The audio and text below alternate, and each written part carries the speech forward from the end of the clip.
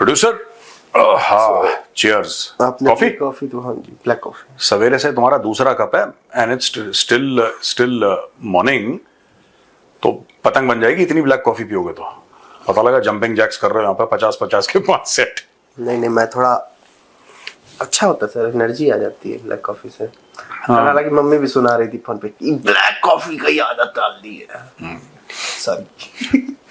Carry on sir. बताओ। हाँ sir, आपके एक बड़े प्राचीन काल के मित्र, दोस्त, एक तो तुम मुझे लेके प्राचीन काल क्यों बोलते हो भाई? ये क्या प्राचीन काल वाली कौन सी बात है? इसी पॉइंट में प्रूफ करूंगा, जब मैं बोल रहा हूँ ना इसी में प्रूफ करूंगा। क्या हम प्राचीन काल के? हाँ, तो वक्त दीजिए, वक्त दीजिए, वक्फ कीजिए। अच्छा वक्फ। सर, तो सर फिर से शुरू करते हैं। आपके एक प्राचीन काल के मित्र, साथी, दोस्त, सहयोगी और बाकी पर्यायवाची में भूल गया, friend, colleague, etcetera etcetera etcetera, वो आपसे रुष्ट हो गए हैं सर। टीवी पे आपके बारे में बात कर रहे हैं और आपके खिलाफ बोल रहे हैं। खिलाफ तो ठीक है, मतलब बोल रहे हैं, लेकिन और बहुत सारी चीजें बोल रही हैं। और उनकी आपकी दोस्ती, यहाँ पे मैं प्रूफ करूंगा आप प्राचीन काल के कैसे हैं। मेरे जन्म होने से पहले से तो आपकी उनकी दोस्ती है यार। अच्छा, प्राचीन काल वाला मामला फालतू था, ठीक है ना, लेकिन अब मैं पूरी बात का जवाब देता हूं। देखो सुनो, मेरे हिसाब से दोस्ती अभी भी है यार, ठीक है। और जो मित्र हमसे रुष्ट हैं, दुखी हैं, खफा हैं, जिन्होंने टेलीविजन पे और आर्टिकल्स भी मेरे खिलाफ टेलीविजन पे भी बोला और ये सब, मैं सिर्फ ये कहना चाहता हूं कि वो जो हम में तुम में करार था, तुम्हें याद हो कि नहीं याद हो, हाँ छोड़ो, कोई बात नहीं। वाह, तुम्हें समझ में आया मैंने क्या बोला है? कुछ नहीं समझ। तो फालतू प्रोड्यूसर यार, तुम यार तुम हमारी बेइज्जती करवा देते हो। मैंने इतने वो जो हम में तुम में बेस चेक करिए जरा, आवाज में डेप्थ चेक करिए। अबे ऐसे नहीं कि गाड़ी के हुड के नीचे से देख रहे हो, आवाज तो मुंह से निकलेगी ना, ऐसे क्या देख रहे हो? वो जो हम में तुम में करार था, करार चेक करिए, करार नुक्ता है, दिखा नुक्ता दिख रहा है। वो जो हम में तुम में करार था, तुम्हें याद हो कि नहीं याद हो? समझ में तो आया, मैं ऐसे ही बोल दिया था, इतनी भी खराब नहीं है। चलो बोल दिया, ठीक है। इस मैटर को, चैप्टर को, इस चैप्टर को हम बंद करते हैं। चैप्टर को बंद करो, कोई बात नहीं। सर, मैं एक चीज बताना चाह रहा हूँ। मैं IIM अहमदाबाद जा रहा हूँ। IIM अहमदाबाद एडमिशन हो गया सर मेरा। कॉन्ग्रेचुलेशंस। आप फेक न्यूज फैलाते हैं।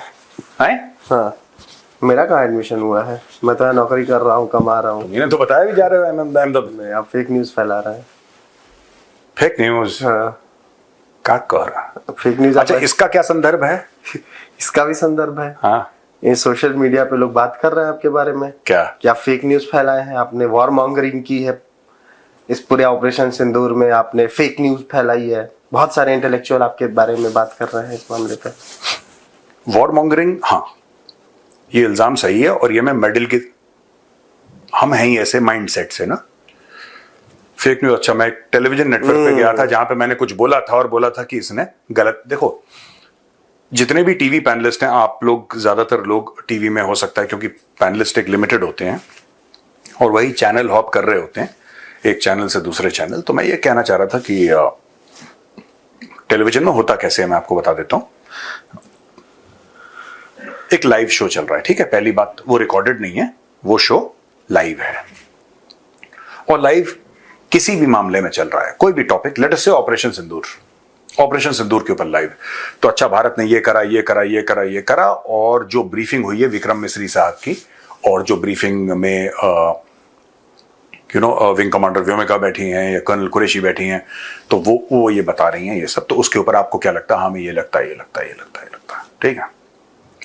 एंकर के पास भी फोन नहीं है, गेस्ट के पास भी फोन नहीं है, किसी के पास फोन नहीं है, यानी कि बाहर की दुनिया से आपका कनेक्शन नहीं है।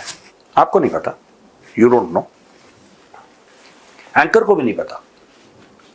जो वो एंकर है उसका सिर्फ ईयरपीस से, ईपी से, कान से वो पीछे पीसीआर में कनेक्टेड है, प्रोडक्शन कंट्रोल रूम में। एंकर को भी नहीं पता। एंकर भी अपने हिसाब से सवाल पूछ रहा है और हम लोगों का एक बढ़िया बेहतरीन डिस्कशन हो रहा है।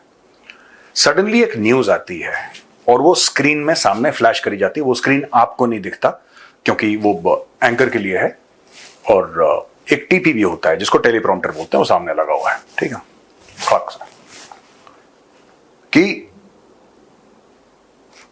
उदाहरण के लिए भारत के फलाने शहर पे अटैक हो गया, एक भारत के फलाने शहर पे अटैक हो गया, और ये है ब्रेकिंग न्यूज, यानी कि अभी अभी आई है 1 मिनट पहले। हमारा तो प्रोग्राम 10 मिनट से चल रहा है, हमें तो कुछ पता नहीं है बाहर की दुनिया से, हमारा फोन तो साइलेंट पे रखा हुआ है। अब ब्रेकिंग न्यूज आ गई और प्रोग्राम लाइव है, रिकॉर्डेड नहीं है कि 3 घंटा पहले आपने रिकॉर्ड कर लिया और ये लाइव चल रहा है। ठीक है, अब बोला कि साहब भारत के कोई फलाने शहर पे मिसाइल मार दी। ब्रेकिंग न्यूज, भारत के उस शहर में मिसाइल मार दी। अच्छा, एंकर को भी नहीं पता, जाहिर सी बात है उसको कहां से पता होगा, वो तो स्टेज पे है, वो तो कैमरा के सामने है, वो थोड़ा ना अपना कंप्यूटर पे चेक कर रहा है कि क्या हुआ। पीछे से बोला। अच्छा, हम गेस्ट हैं, जाहिर सी बात है, हम तो बाहर से आए हैं ना, हम तो किसी नेटवर्क के एम्प्लॉय नहीं है, तो हम गेस्ट हैं, तो हमें बुलाया है कि आप तो गेस्ट हो और आपको, और अगर एम्प्लॉय हैं भी कभी, तो ये न्यूज तो हम नहीं कंट्रोल कर रहे जहां से भी आ रही है, पर हम तो कैमरा के सामने और लाइव चल रहा है। तो आप बताइए कि क्या हुआ, आप बताइए क्या हुआ, ये भारत के एक शहर पे मिसाइल मार दी है, कैसा? तो हम क्या बोलेंगे उस समय? हम क्या बोलेंगे? हम ये बोलेंगे कि 1 minute, let me fact check, let me fact check, पहले मैं जाके जरा ये देखूं कि क्या हुआ, कौन सी मिसाइल थी, इस प्रोग्राम को रोको, हम यही प्रोग्राम कल करेंगे। ठीक है, हम कल करेंगे ये प्रोग्राम, आज नहीं करेंगे, क्योंकि मुझे 8-10 घंटे तो लगेंगे, फिर टाइम तो निकल ही जाएगा, जाहिर सी बात है, फिर शाम का प्रोग्राम है, कल ही हो पाएगा। ऐसे नहीं होता। ब्रेकिंग न्यूज, फॉर एग्जाम्पल, किसी भारतीय शहर पे मिसाइल गिरी, आप इसके बारे में क्या कहना चाहेंगे? ये बहुत बुरा हुआ, पाकिस्तान ने गलत करा, हमें मुंह तोड़ जवाब देना चाहिए।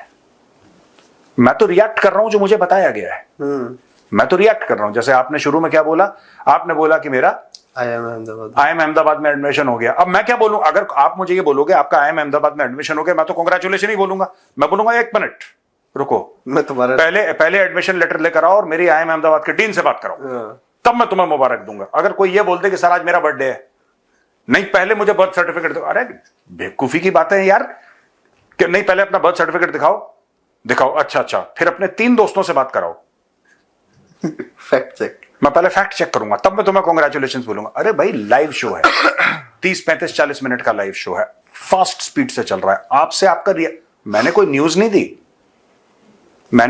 नहीं दी, मैंने रिएक्शन दिया, मैंने एक रिएक्शन दिया।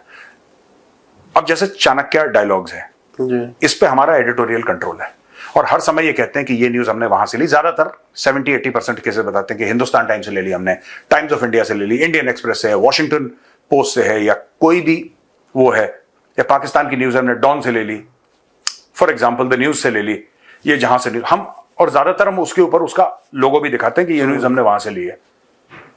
तो हम ये मान के चल रहे हैं कि अगर इंडियन एक्सप्रेस ने या द हिंदू ने या कुछ भी न्यूज छापी है, हम ये मान के चल रहे हैं कि उन्होंने चेक करके छापी होगी, और हम छपी हुई न्यूज पे एनालाइज करते हैं, हाँ रिएक्शन दे रहे हैं, अपना रिएक्शन दे रहे हैं। अब आप कहते हैं कि आज मेरा बर्थडे है, निपेंद्र यार कांग्रेचुलेशंस। अरे सर आप फेक न्यूज फैला रहे हैं, मेरा तो बर्थडे था ही नहीं, आप फेंकवा है, ये न्यूज फेंकवा है। ये जो मेजर है ना, बहुत फेक न्यूज करता, तो मेजर का क्या लेना देना यार। तो इस तरीके से, और फिर पर एक मैं बात बताऊं सर, कई चैनल्स ने यही न्यूज करी, पर इसमें मेरा चेहरा क्यों सामने आया? जरूरत नहीं एक्सप्लेन करने की। वो जो हम में तुम में करार था, तुम्हें याद हो? करार चेक करा आपने यहाँ पे? करार में पूरा फोकस ही करार के नुक्ते पे है। मुझे लग रहा है कि इंडियन आर्मी को एक नई कोर स्थापित करनी चाहिए, एक नई स्ट्राइक कोर इंडियन आर्मी को बनाना चाहिए, जिसमें वक्फ वाले हों बस, और उनको बोला जाए कि आप पाकिस्तान चले जाओ, पता लगा वक्फ ने पूरा पाकिस्तान ले लिया। यही हो सकता है, ये बढ़िया चीज है ना, वक्फ का एक स्ट्राइक कोर बने बढ़िया सा। हाँ, और बताओ। और सर दूसरी एक चीज इसी से रिलेटेड, हाँ, जो ईरान के बारे में आपने बोला, ईरान के फॉरेन मिनिस्टर के बारे में, करेक्ट करता हूं मैं अपने आप को, जो आपने ईरान के फॉरेन मिनिस्टर के बारे में बोला, उस पे सोशल मीडिया पे काफी रिएक्शंस आ रहे हैं सर। मैं स्ट्रेट फॉरवर्ड जानना चाह रहा हूं सर, और मैं आपसे क्लियर ये पूछना चाहता हूं, ऐसा आपने क्यों बोला, और जो लोग इसके बारे में रिएक्शन दे रहे हैं उनको आपका क्या जवाब है? नहीं, रिएक्शन सबको जो क्रिटिसाइज कर रहे हैं, आपको भी थैंक यू, और जो साथ दे रहे हैं आपको भी थैंक यू। ठीक है, देखिए पूरा अधिकार है। सबसे पहले बात मैं ये बताना चाहता हूं प्रोड्यूसर कि ईरान ने ऐसा रिएक्शन क्यों करा मेरे कमेंट पे। हम तो एक छोटे मोटे यूट्यूबर हैं, हम तो कोई ऐसा कोई कि मैं कोई शाहरुख खान या कोई अमिताभ बच्चन तो हूं नहीं कि भाई साहब ये बहुत बड़ा आदमी है और ग्लोबल इन्फ्लुएंस का है। ठीक है, हम भी जब सब्जी खरीदने जाते हैं तो हमें भी सब्जी वाले को रिक्वेस्ट करना पड़ता है कि धनिया और मिर्च और नींबू फ्री में दे दो। 2 बार बोलते हैं तब जाके तीसरी बार में फ्री में देता है। तो हमारा इन्फ्लुएंस तो जीरो है। We are small time YouTubers. कभी एक यूट्यूब पे वीडियो डाल दिया या कुछ कर दिया, हमारा तो ऐसा कुछ नहीं है कि हमारी रीच है। ईरान ने इस पे इतना रिएक्ट क्यों करा, मुझे एक बात समझ में नहीं आ रही। लोग रैंडम चीज कहते रहते हैं। मान लो उदाहरण के लिए, मैं हाइपोथेटिकली बोल रहा हूं, हाइपोथेटिकली मानो कि गौरव आर्या ने जो कहा ईरान के फॉरेन मिनिस्टर के लिए, वो बहुत बुरा कहा। ऐसा नहीं करना चाहिए था, शिष्टाचार के दायरे में बात होनी चाहिए। अब on the face of it ये बात तो गलत नहीं है कि शिष्टाचार के दायरे में बात होनी चाहिए, इससे तो कोई, आप भी नहीं मना करेंगे, मैं भी नहीं मना करूंगा। मुझे ये समझ में नहीं आ रहा कि ईरान की फॉरेन मिनिस्ट्री को बुरा क्यों लगा। 50 लोग 50, मुझे 50 लोग 50, मैं तो कोई भी नहीं हूं, I am just a normal citizen.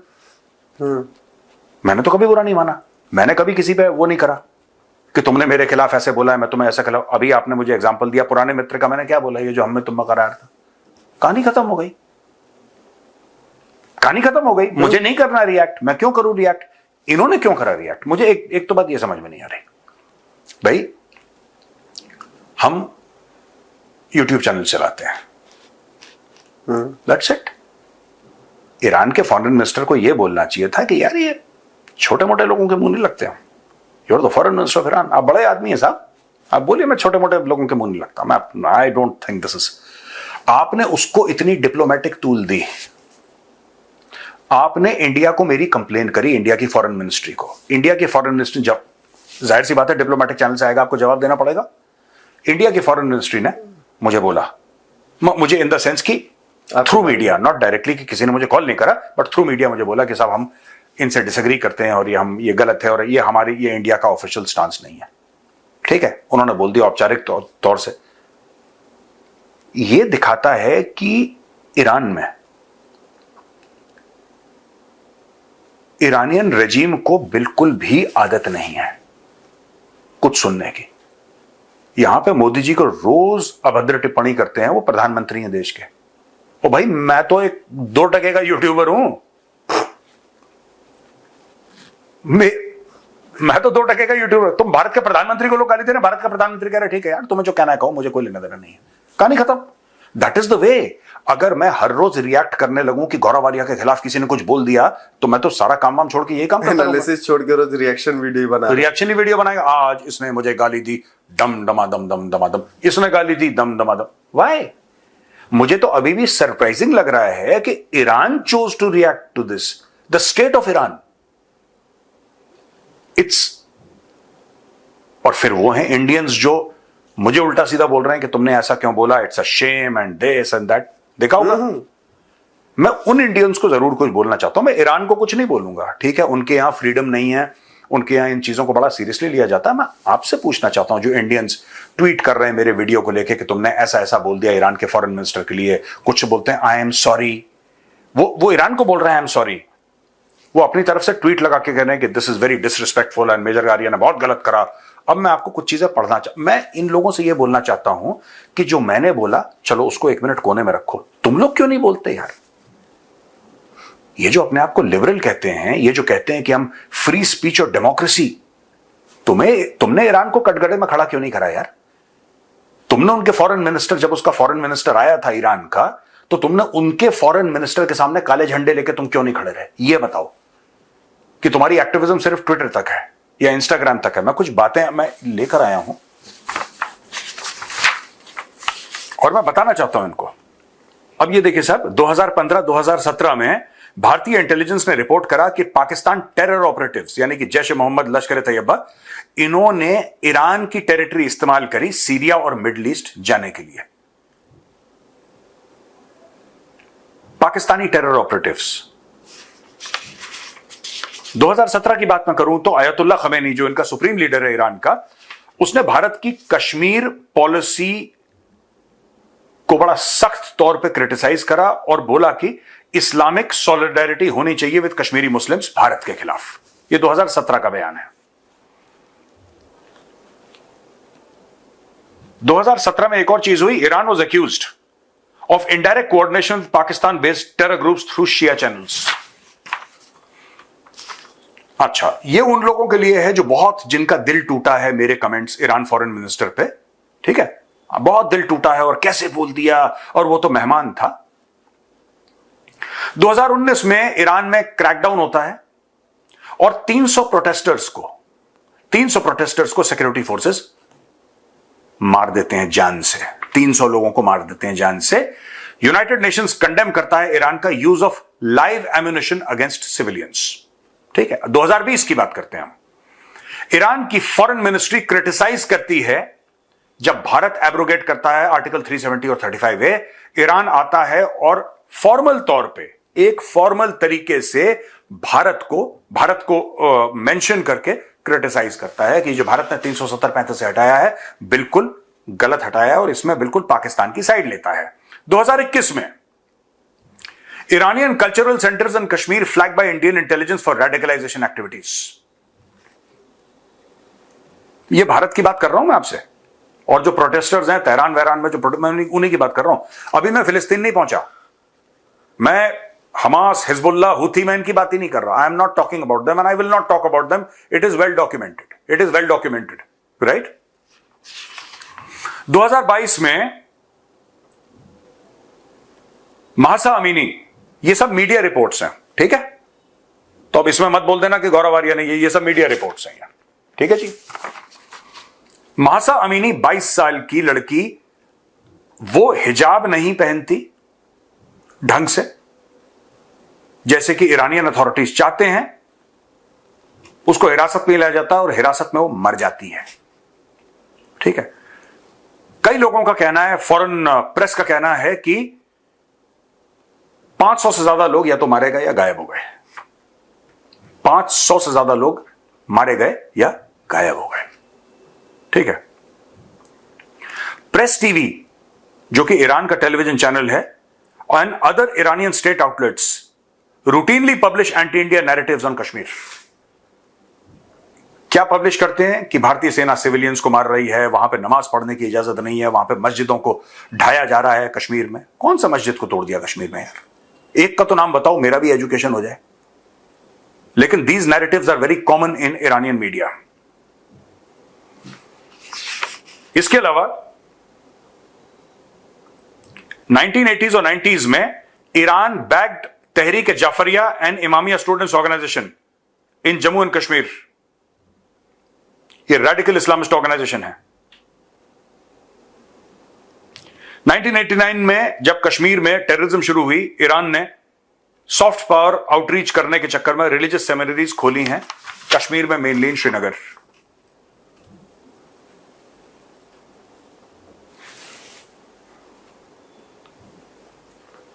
Hurriyat leaders, खासतौर से वो जो शिया बैकग्राउंड के हैं, ये ईरानियन एम्बेसी नई दिल्ली में आए 94 और 97 के बीच में, जिससे कि बड़ा चिंता यहां पे व्यक्त की गई कि ईरान डायरेक्टली और इनडायरेक्टली क्या सेपरेटिज्म को कश्मीर घाटी में सपोर्ट कर रहा है कि नहीं कर रहा।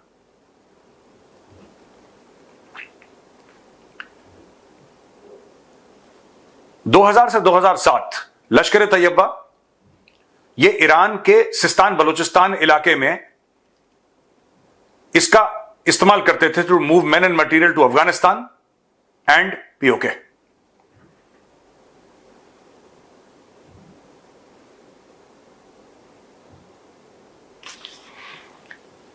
(2015-2017) reports by Indian security agencies highlight that Pakistani terror operatives, including from Jaish-e-Mohammed, used Iranian soil for transit to the Middle East.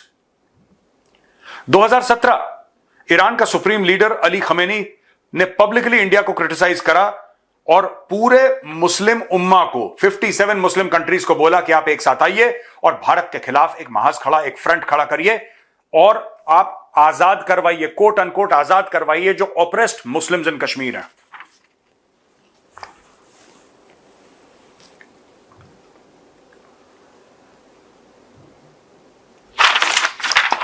और भी बहुत कुछ है, लेकिन ये 1989 के बाद का है और मैं इसको मेंशन नहीं करूंगा। 5000 से ज्यादा पॉलिटिकल प्रिजनर्स अपने ईरान में ये लोग कत्ल कर चुके हैं और आप इनसे माफिया मांग रहे हैं।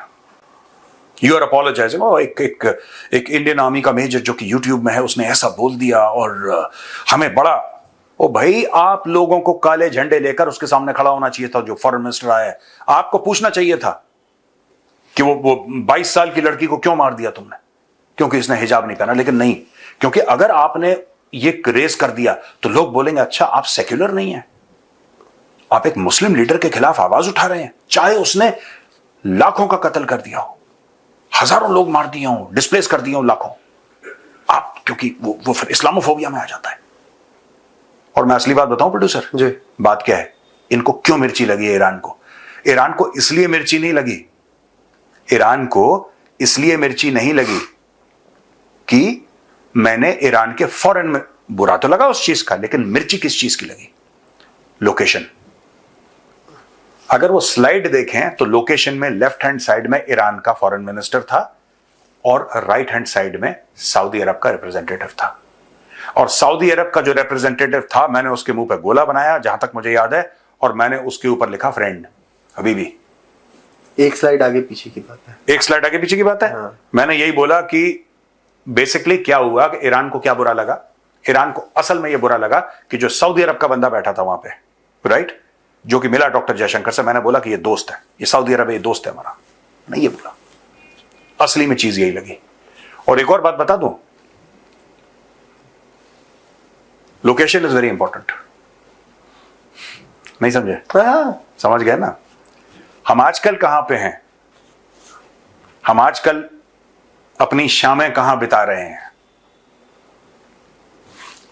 तकलीफ यह नहीं है कि हमने क्या बोला या हमने किसके बारे में क्या बयान दिया, या गौरव आर्या नहीं करता फेक न्यूज या करता है फेक न्यूज, या ईरान के फॉरेन मिनिस्टर को, ये नहीं। प्रॉब्लम वो नहीं है, प्रॉब्लम यह है कि हम आज अपनी शामें जहां बिताते थे वहां नहीं बिताते, कहीं और बिताते हैं। और वो जो हम में तुम में करार था, तुम्हें याद हो क्या? मतलब गजब का एक तीर चलाए हैं आपने। क्या कह रहा? आगे जो तीर चलाए हैं, गजब का चलाए हैं, गजब का।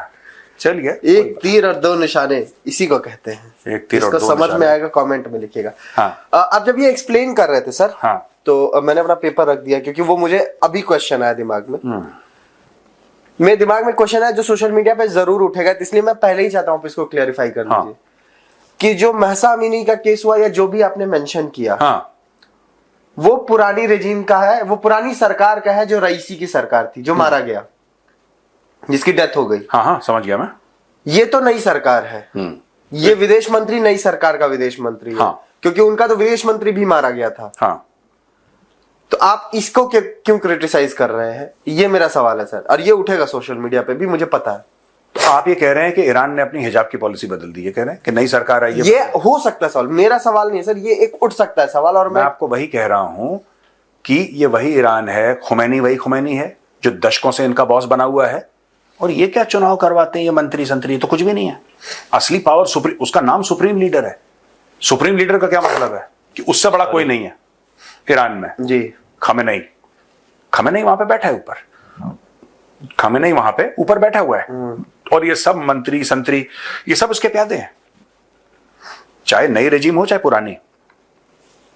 आज की तारीख में इस नई रेजिम में, ईरान में, अगर कोई भी लड़की बिना हिजाब के जाएगी, उसको मार मार के जान ले लेंगे उसकी। अब एक बात बताओ प्रोड्यूसर, नरगिस मोहम्मदी कहां पे है? जेल में। नोबेल प्राइज विनर, हाँ। Iranian peace prize winner, human rights activist, Narges Mohammadi है किधर इस वक्त? अभी भी जेल में सर। क्यों? ये भारत में जो लोग मुझे क्रिटिसाइज करते हैं कि आपने ईरान को ये बोल दिया, ईरान के फॉरेन मिनिस्टर को ये बोल दिया, आप लोगों ने नरगिस मोहम्मदी के लिए कितनी बार आवाज उठाई? ये कुछ नहीं है, ये मेरे खिलाफ पर्सनल एजेंडा चला रहा है और मैं इसके ऊपर और क्या ही बताऊं। पर्सनल एजेंडा, क्योंकि चल रहा है मैटर तो चल जाए, बहती गंगा में हम भी हाथ धो लें। कितने लोग हैं जिनको नरगिस मोहम्मदी का नाम भी पता होगा कि ईरान ने क्या क्या करा है। ठीक है, मैं बिल्कुल बात है कि हमारा वहां पे पोर्ट में इन्वेस्टमेंट है चाबहार में, बिल्कुल ये बात है, ये बात मैं मानता हूं कि हमारी पोर्ट में इन्वेस्टमेंट है। और मैं बार बार कहता हूं, मैंने ट्वीट भी करा, I have the greatest love and respect for the people of Iran. I have no love lost और respect for the regime in Iran, and these are two different things. ये अलग अलग चीजें हैं और मैं हर इंडियन से यही बोलूंगा, the people of Iran lovely, beautiful, fantastic people, बहुत अच्छे लोग हैं। ईरान की जो सरकार है वो गड़बड़ है। ठीक है, और मैं फिर से कहूंगा कि वो लोग जो मुझे क्रिटिसाइज कर रहे हैं ना, भारत, देखो बाहर वाले कर रहे हैं, उनसे मुझे कोई लेना देना नहीं। जब अपने सवाल उठाते हैं तब दिक्कत होती है, वरना बाहर वाले कुछ भी बोले यार अपने को क्या है। ठीक है ना, तो मैं उनसे कहना चाहता हूं कि भाई नरगिस मोहम्मदी कहां है, आपने कुछ बोला क्यों नहीं? यहां पे जो लोग फ्री स्पीच के वो हैं, वो जाके क्यों नहीं जाके ईरानियन एम्बेसी के सामने आपने बोला कि नरगिस मोहम्मदी को फ्री करो? उसके लिए तो ईरान के फॉरेन मिनिस्टर की भारत में आने की जरूरत नहीं है यार, है ना। आप आज चले जाओ, कल चले जाओ, परसों चले जाओ, जाओ 1000-2000 लोग। ये कभी नहीं करेंगे, ये कभी नहीं करेंगे। इनको सेलेक्टिव इनका मामला चाहिए इनको कि इस वक्त बोल दें, इस वक्त ये मामला चल रहा है तो इस वक्त चल लो, बहती गंगा में हाथ धो लो, बस दैट्स ऑल। एंड जो लोग सवाल उठा रहे हैं सर उस वीडियो को लेके, या तो वो अंधे हैं या बहरे हैं, मैं क्लियरली बोल रहा हूं, क्योंकि आपने उस वीडियो में जो जिस टर्म पे सवाल उठाया ईरान ने, वो मैं छोड़ देता हूं एक साइड को। जो लोग यहाँ उठा रहे हैं उनको सुनना चाहिए था कि आपने उस वीडियो में बहुत क्लियरली एक चीज मेंशन किया है कि ये तब कहा था जब पहलगाम पर अटैक हुआ था। तो पहलगाम में अटैक हुआ, हमारे 26 भाइयों को मारा गया धर्म पूछ के, तब ये आया नहीं। जब इंडिया ने पाकिस्तान को ठोकना शुरू किया तब ये भागा भागा आया, और पहले पाकिस्तान गया, और पहले पाकिस्तान गया, पाकिस्तान गया उनको मरहम लगाने के लिए। देखो बात ये ना कि मैं क्या बोल रहा हूं, इंडियंस के साथ बहुत बड़ी प्रॉब्लम है। मैं बार बार बोलता हूं, हम सब लोगों के साथ इंक्लूडिंग हम लोगों को शत्रुबोध नहीं है, हमें यही नहीं पता है कि कौन आपका। फिर लोग बोलेंगे कि नहीं इंडिया का हमें जियो पॉलिटिक्स में और डेली यही काम करते हैं, गलतियां भी करते होंगे, हम ये नहीं कह रहे हम एक्सपर्ट हैं, लेकिन ये हमारे रोज का काम है। So there is a certain level of understanding that we have. It may not be a very high understanding, but there is a certain base level of understanding that we have on geopolitics, क्योंकि हमारा daily का काम है। And especially in case of Pakistan and Iran. हाँ, Iran China है ना। अच्छा एक बात बताओ यार, वो लोग तो हमसे बहुत बड़े हैं यार, बहुत अमीर हैं हमसे, उनका पॉलिटिकल रीच है हमसे कहीं ज्यादा। हम तो भैया गांव के सरपंच को नहीं जानते।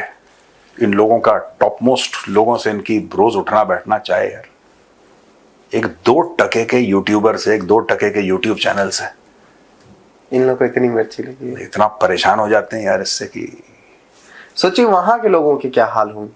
ईरान के हाँ वो तो है यार। यही कारण है कि जब रईसी की डेथ हुई तो ईरान से सेलिब्रेशन की वीडियोस भी आई थी।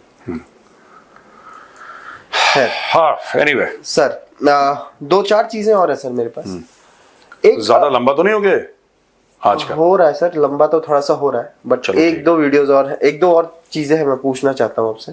पूछना क्या है वो, कल पाकिस्तान के डीजी पब्लिक रिलेशंस जो है पाकिस्तान एयरफोर्स के, अच्छा उनका नाम है air vice marshal Aurangzeb Ahmed, उनका एक वीडियो बहुत सर्कुलेट हो रहा है। They have an AVM for the okay all right, they have a lieutenant general for DG ISPR, earlier it was major general, a son of terrorist. Who is Lieutenant General Ahmad Sharif Chaudhary? Who is his father? Everyone knows. बता दो who is his father? मैं नहीं बताऊंगा, मैं आपसे request करूंगा video बना दीजिए। मैं नहीं सर, मैं छोटे लोगों को मुझे लगता है ऐसा नहीं बदमाश है प्रोड्यूसर, वक्फ ज्वाइन करने वाला किसी भी दिन। नहीं, उसके बारे में बहुत सारे आर्टिकल्स हैं और मैं इसलिए नहीं बोल रहा हूँ क्योंकि मैं चाहता हूँ लिटरली पर्सनली, मेरी आपसे डिस्कशन भी हुई थी कि आप उसकी पूरी हिस्ट्री एक बार आप बताएंगे एक शॉर्ट वीडियो में, तो फिर मैं वो वाली चीज क्यों नहीं, वो तो ऐसा आपने बोल दिया तो निकल गया, मुंह से निकल दे आए थे तलते। अच्छा ठीक है। सो सर जो आया air vice marshal Ahmed Aurangzeb Ahmed का जो स्टेटमेंट आया, उन्होंने पुलवामा को लेकर जिक्र किया और बोला कि ये हमारी टैक्टिकल ब्रिलियंस थी। उन्होंने स्टेटमेंट क्या बोला मैं लिख के लाया हूं सर, मैं पढ़ देता हूं। देखो सुनो मेरी बात, मैं समझ गया, मैंने स्टेटमेंट पढ़ रखा है। हाँ जी।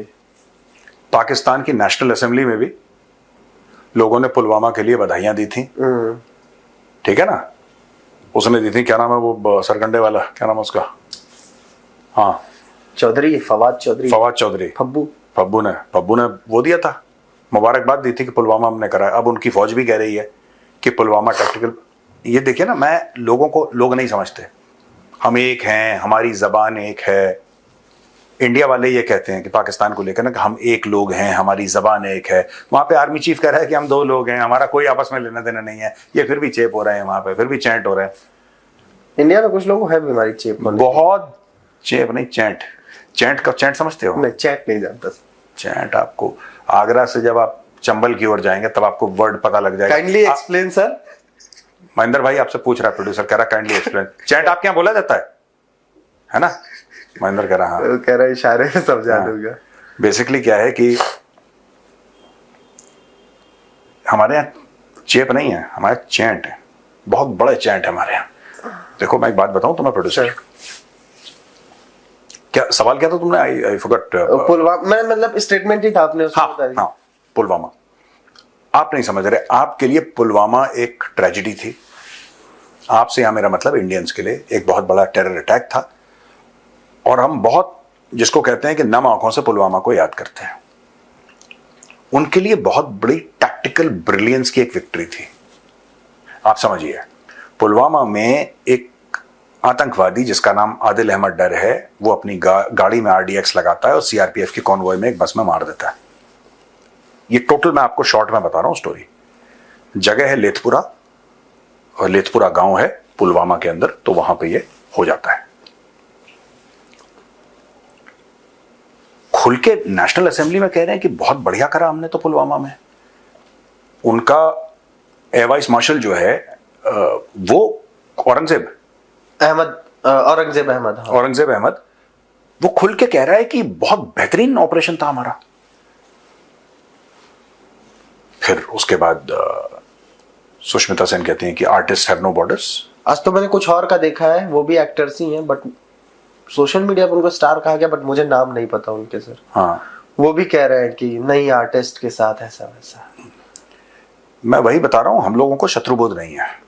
वो खुल के कह रहा है कि पुलवामा में जो तुम्हारे 40 भाई वीर गति को प्राप्त हुए, वो एक वो टैक्टिकल ब्रिलियंस की बात कर रहा है कि भैया ये टैक्टिकली बहुत शानदार ऑपरेशन हम लोगों ने करा है कि आतंकवादी भेज के तुम्हारे लोगों को हमने उनकी जानें ले ली। ये बहुत बढ़िया। वो एक दूसरे की पीठ थपथपा रहे हैं पुलवामा को लेकर, ये अपनी ये 26/11 को लेकर पीठ थपथपाते हैं। यहाँ पे कहते हैं नहीं, artist have no borders. I don't know यार, I don't know how to deal with this people. Sir आपने शत्रुबोध वाली बात आप कहते हैं, मैं एग्री करता हूँ। ज्यादातर लोगों को नहीं पता, या बहुत लोगों को नहीं पता, बट ये आर्टिस्ट जो खुद को कहते हैं आर्टिस्ट, एक तो ढंग की एक्टिंग भी नहीं आती इनको, ये बॉलीवुडियों को। और दूसरी चीज है कि ये जड़ बुद्धि है सर। इनको शत्रुबोध क्या, इनको मित्रबोध भी नहीं होगा। ये जड़ बुद्धि है। इनको कूल बनने के लिए PR एजेंसी ने कुछ कह दिया कि ये बोल दो, और वो बक के चले जाएंगे। उनको ये भी नहीं पता कि उसमें जो शब्द लिखे हैं उसका मतलब क्या है।